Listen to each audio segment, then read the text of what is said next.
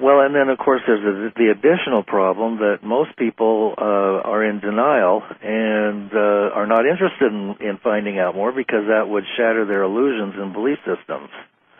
Well, and the other thing is that we have a window of tolerance. And when you see a beached whale and an oil-slick duck or whatever, like, we kind of shut down. Like, we can't stand to see Mother Earth being ripped apart. Mm-hmm. And so what we do is seek distraction. When the psyche can't resolve an issue, it seeks distraction, and then we go outdoors of compensation, like extra shopping or, you know, overeating or whatever, and distract ourselves. And what that does as well, though, is it separates us. So when we can't process, we tend to isolate. And what we really need to do is bind together and do social action and do something to move us forward. Mm-hmm. But this business of isolating us and making us feel despair and then we're too tired to go do anything about it, you know, everything works hand in hand, and this has been a plan, and they didn't mind waiting 5,000 years. Yep. And it looks like they're winning because so many people are asleep, but so many people are awake. So we just have to watch it play out. Yes, I agree with you on that one. I agree with you totally on that. So, yes, and of course, the fear card is one of the biggies that they like to haul out as often as possible. I noticed that there's a new movie out that is about the bird flu, and there's a new bird flu out. It just happens to be simultaneous with the movie. So now there's going to be some new attempt to scare the bejesus out of us with death. But we are immortal and infinite beings, and we do not die. The body dies, and it returns to the dust that it came from. But we go on, so consciousness goes on. I believe it does. Oh, absolutely. But not that many people are dying from the bird flu either. I lived through SARS in Taiwan when I was working over there as a professor. And it was nothing, and I knew it was nothing. And, you know, everybody had to wear a mask going on the train, and we probably needed gloves more than masks. But, you know, there was only like a handful of people that passed, and more people passed from the regular flu, and they keep trying it and trying it. And, you know, they were doing all the Muslim terrorist thing, and now they're doing Norwegian, blonde-haired, blue-eyed. I mean, they just keep switching around, and basically I call it CNN mentality, the only place you're safe is on your own couch. Right. Yeah, really. That's funny.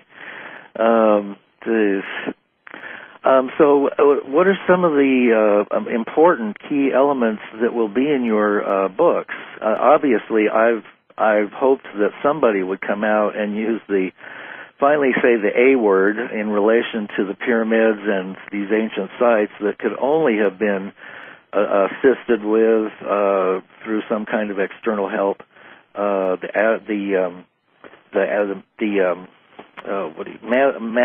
want to say Mascar, but it's not. It's the Nazca lines. The Nazca lines. Nazca lines. Yeah. Well, and they all fit together. Like it. Yes, I mean you can't walk the Nazca lines and notice anything. So either someone was on the ground making an image that could be seen from the heavens, or someone was in the heavens looking down. I mean, you have to be a mile up. 5,000 feet up to be able to see these images. And so the other thing is that they represent the zodiac and constellations, because there's 22 of them. So Orion is the spider, for example. I have in my possession a small rock that has the spider carved into it that came from that area, and a friend was a collector, and he left it to me. And it feels to me like a remote control device. It's very interesting, and it's got some minuscule, if you look at it with a microscope, you can see writing. But it's a very strange piece of rock, but it is the spider. And in fact, and I have a pyramid right here made in Egypt that has some pyramid sand and some rocks from the pyramids that I keep handy just because it's from Egypt, and that's as close as I'm going to get, unfortunately. I would just love to go with you on that trip. It sounds like just the most wonderful, wonderful time. Anybody that can go with you just should make the plunge and do it, because there's nobody that I would rather take that tour with and be with in those areas than with you.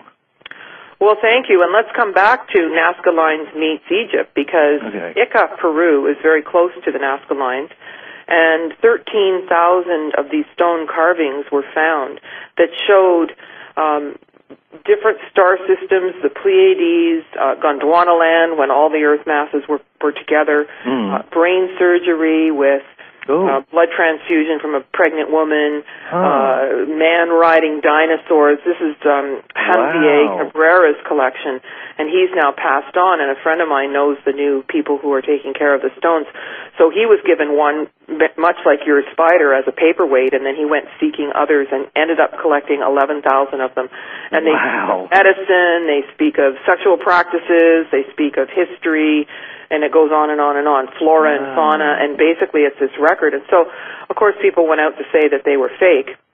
I have been there, and what Dr. Cabrera had was a stone with a skull that was distended, that was natural, and then a whole closet of different spaceship things, and that he didn't show the public, but of course he was definitely wanting to see what me and my little group had the thought about it.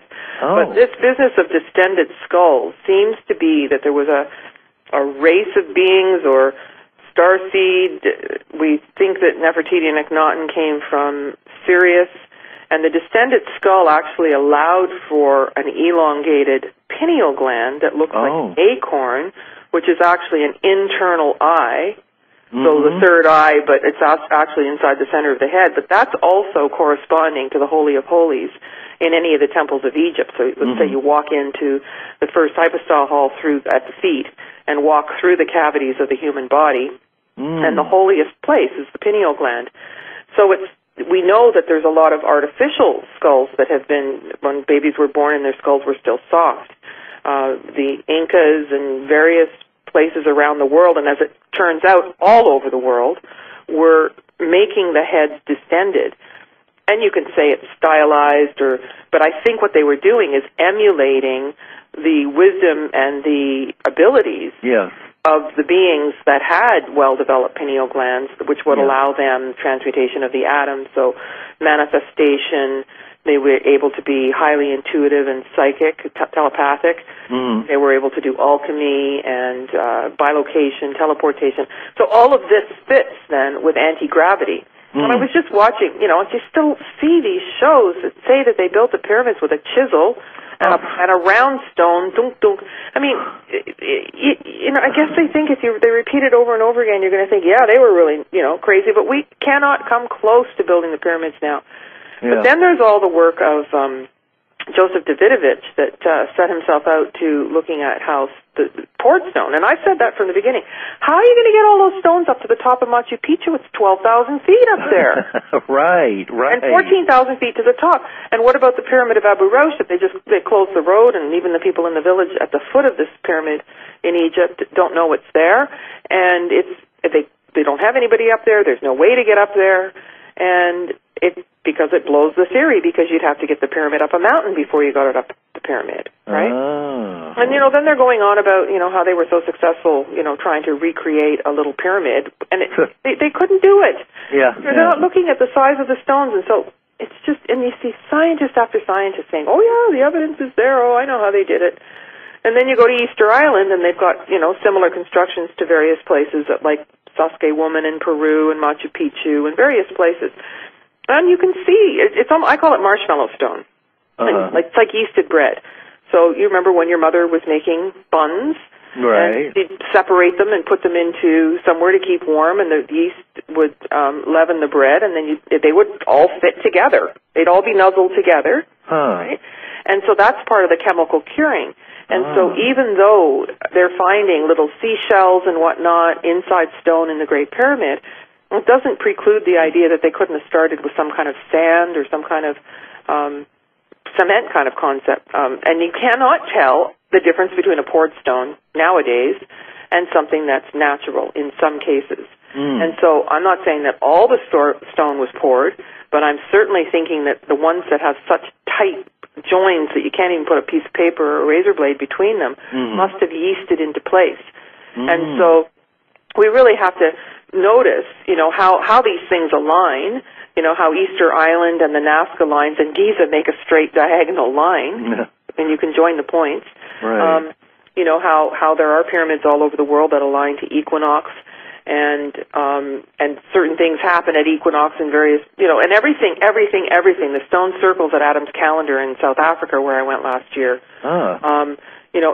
Equinox, solstice, everything is a marker for our place in the universe. So, X marks the spot. This is where we are.